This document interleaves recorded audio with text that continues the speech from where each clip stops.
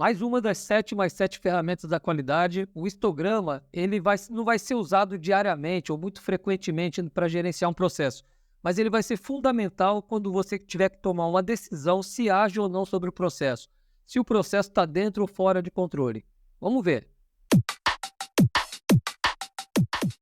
Como sempre, a gente vai ter um roteirinho aqui para guiar a gente nesse bate-papo. Primeiro, falar do contexto, né? Nós não estamos falando de histograma, a ferramenta em si. Nós não vamos entrar a fundo da visão do ponto de vista de estatística. Nós vamos focar no gerenciamento de processo.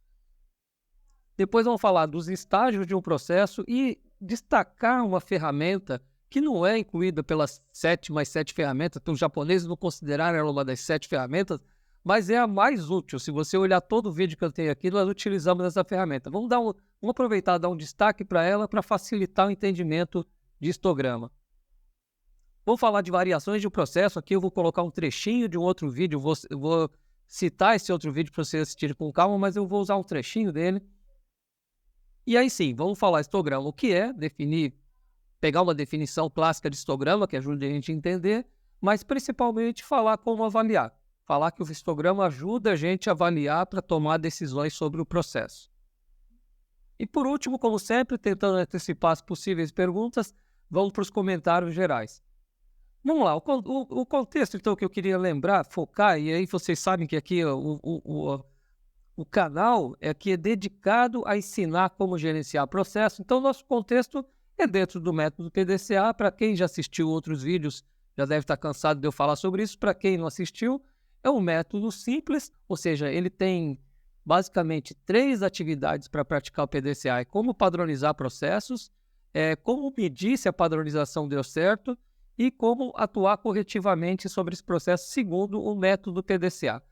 Se você nunca ouviu o primeiro vídeo meu, depois assiste com calma aqui, conceito e prática do método PDCA. Eu vou mais a fundo, eu falo uns 40 minutos sobre esse método que não é milagroso, mas ele ajuda muitos a alcançar os resultados no seu dia a dia. Tá, e aí o contexto que nós vamos falar é sobre os indicadores, ou seja, ele nos ajuda, histograma ajuda a tomar a decisão sobre o C do PDCA. Se eu devo continuar executando o processo do jeito que eu quero, ou se eu devo girar o PDCA e buscar uma ação corretiva. Bom, o segundo ponto é gráfico sequencial. Eu não tenho nenhum vídeo falando sobre gráfico sequencial especificamente, mas então eu vou aproveitar aqui e falar um pouquinho para deixar bem claro o que é um gráfico sequencial. E aí vamos falar assim, olha, eu tenho o gráfico sequencial, particularmente para a nossa aplicação, ele tem no eixo vertical desse gráfico um indicador de desempenho qualquer. Eu não vou entrar no mérito para a gente não se perder aqui, mas indicador de desempenho, ele obrigatoriamente tem que ser numérico, né? Senão eu não poderia nem traçar um gráfico e nem acompanhar com fatos e dados o desempenho de um processo. Então, esse gráfico sequencial vai mostrar um indicador de desempenho qualquer, né? Qualquer um indicador tem que ser numérico, então pode ser prazo de entrega, refúgio, percentual de refúgio, percentual de custo sobre orçamento, o que for. E eu vou, em algum caso, vamos pegar um simbólico aqui, e vou falar assim, ó, esse meu indicador que eu vou começar a medir com o meu gráfico sequencial, eu não sei direito, mas ele varia no máximo de 10, 11, seja prazo, percentual, tempo de entrega, o que for, até 21 no máximo. Então eu escolho uma escala, se eu não tiver noção nenhuma, eu escolho uma escala larga, né, grande ali, para poder acompanhar meu indicador. E agora o principal, por que sequencial? Ao longo do eixo horizontal, do eixo X, né, para quem conheceu os termos da matemática, ele vai me mostrar como que o processo se comporta ao longo do tempo, em ordem cronológica, né? Então vamos pegar aqui essa ordem cronológica, sequenciar o tempo, pode ser, dependendo do indicador, pode ser por hora, pode ser por lote, pode ser por dia, por semana. Então a única coisa que exige como eu vou avaliar como que o processo está se comportando, vai ficar mais fácil eu avaliar ele cronologicamente, ou seja, cada medição que eu faço em ordem de tempo. Aí eu posso dividir, eu vou pegar um exemplo aqui onde eu dividi primeiro dia, segundo dia, terceiro, quarto dia até, no caso aqui, 30 dias. Vai estar ótimo para o nosso exemplo. Se não for dia, é hora. Se não for hora, pode ser semanal, pode ser lotes que eu estou produzindo, não tem um tempo certo não tem uma medição certa de tempo, e aí ele vai me mostrar cada ponto que eu coleto do processo de um indicador específico, seja qual for, eu vou plotando aqui, olha, deu 16,8, depois o próximo ponto deu de 15,3, e eu vou, para facilitar a visualização, eu vou usar um gráfico de linha, né, para me mostrar como que ele está se comportando. Depois deu 15,8, alguma coisa, depois, e aí vai, e assim vai. Eu vou traçando meu gráfico e vamos supor aqui que passou um mês e eu tenho esse gráfico sequencial. Então, o gráfico sequencial é uma forma gráfica de mostrar um conjunto de dados, como se comporta ao longo do tempo. Para que serve? Basicamente, principalmente, ele serve para você avaliar se o teu processo está sob controle ou não. Se o teu processo está tendo variações que não deveriam acontecer. Então, aqui, para não repetir os conceitos que eu peguei um trechinho de um vídeo que eu falo os tipos de variações de um processo. E aí a gente retoma depois desse vídeo para falar, então, tá, isso é o gráfico e daí, o histograma, para que serve? São 2 tipos de variações que o indicador pode ter. Vai ser extremamente útil para você na prática. Vou mostrar um exemplo depois como que você vai usar isso no dia a dia. A primeira são o que os estatísticos chamam de variações normais ou variações aleatórias. Eu gosto desse termo normal porque, opa, está tudo sob controle, indica isso. Mas elas ocorrem quando todas as causas, né, método, material, mão de obra, máquina, do processo se mantêm estáveis. Ou seja, eu faço de um jeito diferente do operador A e operador B, mas ainda está dentro de um item aceitável. Eu tenho especificação diferente de matéria-prima, mas dentro de uma faixa tolerável. Eu tenho métodos um pouco diferentes, mas os dois acabam dando o mesmo resultado. Então, são todos os fatores aqui de dentro estão sob controle, estão estáveis. É esperado que eu tenha um resultado só com variações normais. Aqui é importante, antes de eu mostrar o gráfico de exemplo. Todo processo vai ter variação, tá? Então, a variação normal, ela se caracteriza por um conjunto de pontos, uma sequência de pontos aqui num gráfico sequencial que mostra a variação do indicador que eu estou medindo para cada produto que eu gerei, para cada prazo que eu entreguei, para cada custo que foi calculado do produto, e ela vai variar ao longo dos dias, aqui no caso em 41 dias, de uma forma previsível, ou seja, se pontos amarelos, quem conhece limite de controle e tal, não é isso que eu estou falando. Por enquanto é só uma questão visual. Qualquer um pode avaliar. Eu consigo falar o seguinte, assim, olha, o próximo ponto no dia 42, eu não sei que número vai ser, mas ele vai ficar dentro da linha amarela, é o mais provável. Isso são variações normais.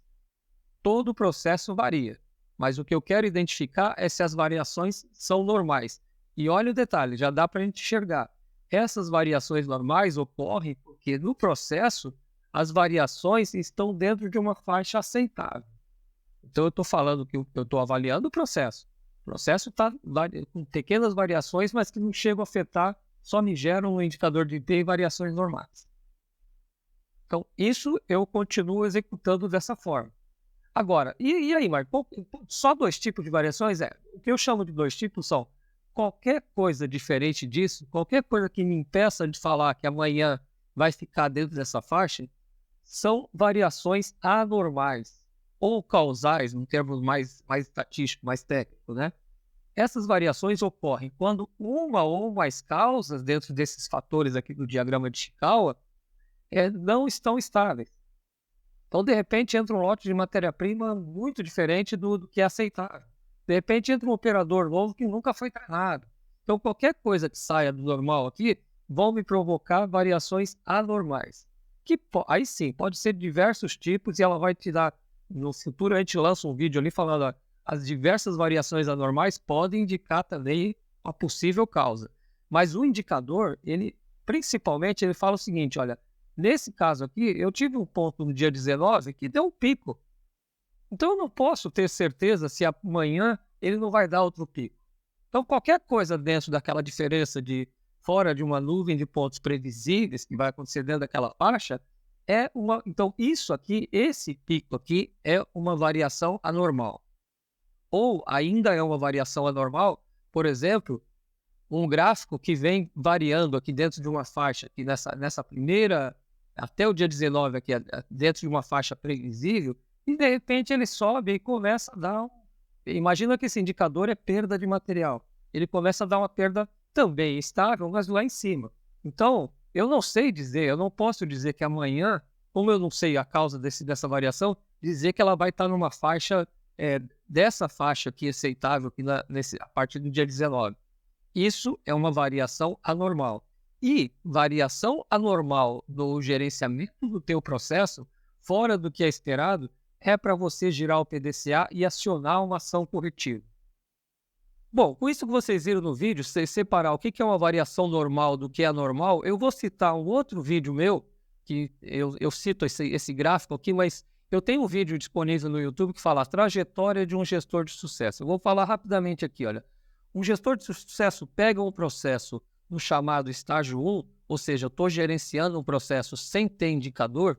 É possível, e por incrível que pareça, a maioria das pessoas acabam fazendo isso. Eu trabalho com vários números, vai dar um indicador específico de controle. Então, eu posso passar do estágio 1 para o estágio 2, que é quando eu coloco o indicador e começo a medir. E aí, o estágio 2 ele vai te mostrar, 99% das vezes, que teu processo que nunca foi avaliado, ele vai estar fora de controle. Ele vai ter variações, de acordo com o que a gente viu aqui, acabou de ver as variações não normais. Isso vai ser suficiente para você poder tomar uma ação. Por exemplo, por que o meu gráfico caiu aqui da faixa de 20, 30, por exemplo, entrega fora do prazo, e foi para 10, né? E de repente ele estava em 10 e foi para 30, foi pior ainda. Então isso significa, dentro do método PDCA, está na hora de você girar o PDCA, tomar uma ação corretiva para tentar fazer com que esse gráfico fique mais controlado. É o estágio 3, é quando você coloca um gráfico, de acordo com o que a gente acabou de ver, sob controle. Eu consigo prever qual vai ser o próximo ponto desse meu estágio se eu não mexer no processo. Tá?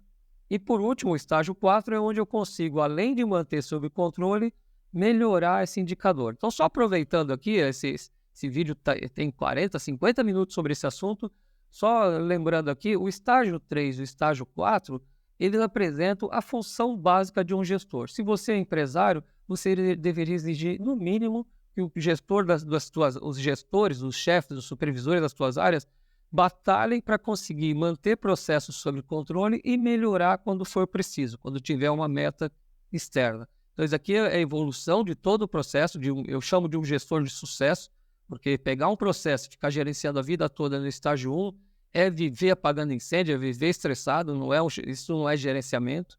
Tá? Mas aí tá, então a função básica é que é isso aqui. Marco, entendi. Então o gráfico me ajuda a avaliar se eu tenho variações anormais ou não, e se eu tiver variação anormal eu tenho que tomar uma ação. Então onde entra o histograma? Tá, vamos lá. Aqui eu acabei esquecendo, né? Mas desde o começo, a partir do momento que você começa a colocar indicador, você vai usar aquele método PDCA para poder gerenciar e ir melhorando o processo continuamente. Por isso que é um ciclo infinito. Tá, vamos voltar então. Histograma, de onde vem? Olha só, quando eu tenho um gráfico que apresenta variações muito diferentes, eu não preciso avaliar mais do que isso. Eu tenho que sentar com a minha equipe e falar, por que foi de 10 para 30? O que aconteceu nesse meio? O que atrapalhou o meu processo?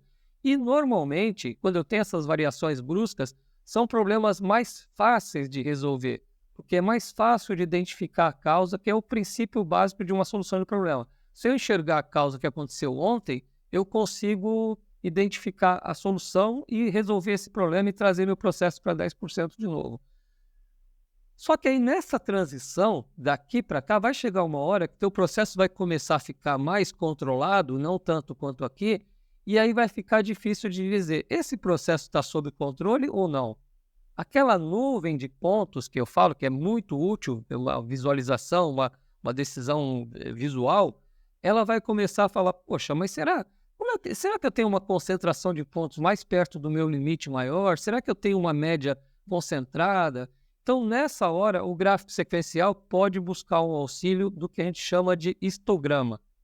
Então, o histograma é também conhecido como distribuição de frequência, ou seja, quantos pontos estão aqui dentro entre 15 e 16 dessa frequência, dessa classe aqui que eu quero avaliar. Eu não vou entrar muito em conceito técnico, eu quero dar uma noção para que serve o histograma. Então, também conhecido como distribuição de frequência, é uma representação gráfica, vamos destacar isso, em colunas de um conjunto de dados. E aqui nós vamos fazer o link. Do mesmo conjunto de dados que eu faço o gráfico sequencial, eu posso fazer o histograma. Quando precisar, eu posso fazer o histograma. Eu estou enfatizando bem para dar uma importância muito grande para o gráfico sequencial. Então, se eu fiquei em dúvida se esse gráfico está totalmente sob controle, agora vamos começar a entrar um pouquinho mais no conceito estatístico. Eu posso fazer um histograma, né, que onde eu tenho já os dados, eu não preciso mais coletar, eu tenho os dados do meu indicador. E como enxergar o histograma? Aqui eu quero fazer uma brincadeira que me ajudou muito a aprender. Imagine que esses pontos sejam umas bolinhas, né? Tá? E que eu vou pegar esse gráfico e vou girar ele rapidamente para vertical, né? Eu vou inverter os dados aqui e eu vou ver essas bolinhas, eu vou tirar essas linhas aqui do gráfico que não me interessam mais, tirei a sequência aqui, eu vou perder a ordem cronológica, mas vou fazer essas bolinhas caírem na vertical e elas vão cair dentro de algumas categorias, dentro de algumas classes. Aqui eu fiz coincidir entre 18 e 19, entre 17 e 18. Então ele vai me dar a distribuição de frequências em que classes que ela cai mais, ou seja, eu vou ter uma outra visão. Eu perco a visão cronológica, mas eu ganho uma visão que me dá possibilidade de tirar algumas decisões.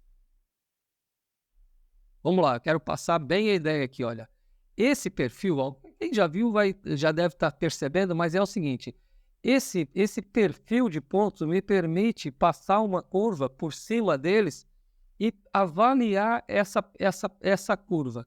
Então, para quem já ouviu falar, essa curva boca de sino, essa curva de uma distribuição normal, ela me permite, quando ela está bonitinha assim, que opa, tem uma cauda do lado esquerdo, vai lá no topo, no centro das amostras ali que eu peguei, e depois termina com uma cauda igual, simétrica, ao lado direito, isso daqui me diz, essa distribuição, nós vamos ver que outras informações ela pode dar, me diz que ela tem, os dados que eu fiquei em dúvida do gráfico sequencial, o histograma me confirma, se tiver uma boca de sino simétrica, que essa amostra está sob controle. Esse período que eu coletei, o gráfico estava sob controle. E o histograma é caracterizado por esse perfil, que a gente vai fazer mais alguns comentários ali, mas ele me permite calcular uma média de toda essa amostra e se tiver sobre uma distribuição normal, sobre uma boca de sino, a gente já vai falar aqui, ela me permite calcular o chamado desvios padrões. Quando o processo está sob controle, esse índice desvio padrão, que aí já é um número de estatística mesmo, eu consigo falar o seguinte, olha, por exemplo, 3 desvios padrões para a direita e para a esquerda, esse número que é calculado, tem a forma certa de calcular, mas tem a planilha Excel que faz isso automático para a gente, eu consigo falar, olha, entre mais 3 e menos 3 desvios, eu não vou lembrar o número exato agora, depois eu coloco aqui em forma de texto, eu tenho 99,9% dos meus dados dentro desses números. Isso daqui vai ajudar a gente. Qual a vantagem de saber se o processo está sob controle? Primeiro, que eu não preciso atuar em variações anormais. Talvez eu tenha que atuar para reduzir o tamanho desse desvio padrão. Mas eu não preciso atuar por ter variações anormais. Meu processo está todo sob controle. Isso vai me permitir, mais tarde, usar uma outra ferramenta da qualidade, que é carta de controle. O processo que alcançar essa estabilidade, o processo que alcançar colocar esse desvio, aqui eu não tenho meta, tá? Falar que esses mais ou menos 3 desvios padrões estão dentro do que eu espero de tolerância do meu processo, esse processo vai poder ser premiado e usar controle estatístico de processo. Isso vai ser tema para um outro vídeo mais à frente. Então vamos voltar. Histograma, dando esse formato, aqui eu realmente tem como avaliar não só visualmente, tem como fazer teste de aderência, saber se essa amostra está sobre controle, sobre ter sido gerado segundo uma normal, né? Mas por enquanto vamos falar o seguinte. Ah, Marco, mas pô, eu sou gerente, eu não vou entrar a fundo, eu sou engenheiro para entender isso a fundo. Mas tu vai poder gerenciar usando o seguinte, olha, se esse perfil der diferente disso, E aí eu vou citar de novo, eu tenho um livrinho aqui, Métodos Estatísticos para Melhoria da Qualidade. Infelizmente, acho que parou de ser ter novas edições, mas ele é farto aí nos sebos da vida, você consegue encontrar esses vídeos. E que ele tem um capítulo só de histograma e mostra como eu interpreto os perfis de histograma que a tua amostra de dados pode dar. Então, por exemplo, aqui o primeiro que a gente já falou bastante, ele é simétrico ou normal, ele tem é comum falar, ele está dentro de uma boca de sino, porque o sino é simétrico, né? Acontece quando o processo é padronizado e os dados são estáveis. O pico dos dados fica ao centro do gráfico e suas variações vão decrescendo de uma mesma maneira para os dois lados.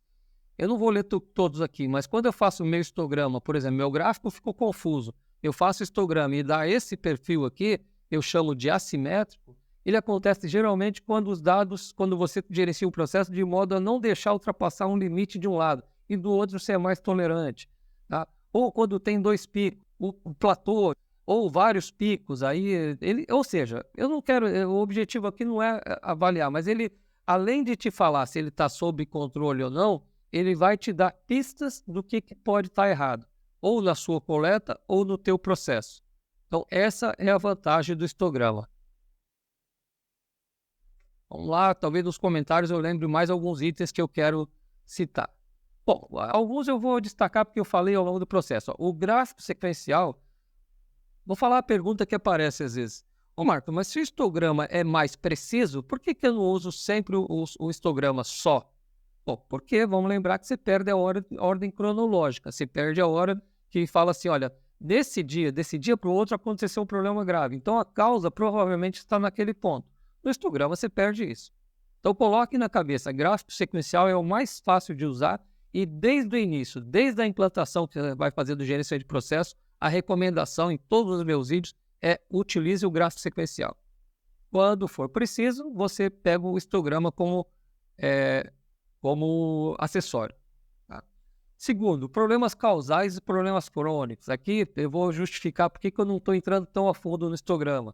Quando eu pego aquele estágio de um gestor, né, quando eu caio em problemas causais, problemas que têm picos, eles são mais fáceis de resolver. Às vezes, usando ou no histograma, você acaba conseguindo resolver. Quando eu caio nos problemas crônicos, que é quando eu tenho meu processo sob controle, o histograma dá o perfil certinho, que ele é uma boca de sino, tá? Mas eu tenho que resolver esse problema e fazer ele restringir mais. Quando eu estou resolvendo o problema de deslocar a média ou de restringir, reduzir o desvio padrão, o histograma vai ser mais explorado mais conceitualmente, mais tecnicamente. Talvez aí precise de um técnico que saiba utilizar bem o histograma para fornecer informações, de tentar identificar qual a causa do problema que eu vou ter que mexer. Eu não vou... Eu tenho outro vídeo que fala de ferramenta de solução de problema, mas basicamente é assim, olha, problemas causais, problemas que geram grande diferença no gráfico sequencial, são mais fáceis de resolver e eu posso resolver com ferramentas tipo análise de falha ou tipo formulário A3, que é mais simples. Agora, problemas crônicos eu vou ter que apelar para um DMAIC ou para um MASP, que são similares, e eu venho do modelo japonês, eu uso bastante o MASP, mas são bastante similares, seguem o mesmo princípio de solução de problemas. E por último, eu já antecipei ali, mas vamos falar assim, olha, eu vou antecipar, assim, quando eu falar de carta de controle, eu vou falar assim, ó, carta de controle é um prêmio que só processos comportados devem receber. Eu passei por uma experiência de usar carta de controle em qualquer processo e custei a entender por que não me adiantava nada. Então, quando eu tiver um processo sob controle, que o histograma mostrar que está sob controle, e ele é altamente capaz, eu vou poder usar a carta de controle. Está confuso? Assiste o próximo vídeo que a gente vai falar um pouquinho mais detalhes sobre carta de controle. Pessoal, espero ter contribuído ali, fique com isso na cabeça, gráfico sequencial é fundamental, histograma te ajuda em algumas exceções, e, por favor, se inscreva no vídeo ali, eu vou ter um alcance maior se você tiver inscrito, e compartilhar meus vídeos que você achar que te ajuda como um gestor. Se inscreva no canal, ative o sininho, eu lanço vídeo novo toda quinta-feira às 18 horas, você vai ser avisado sobre esses vídeos. Até o próximo, um abraço.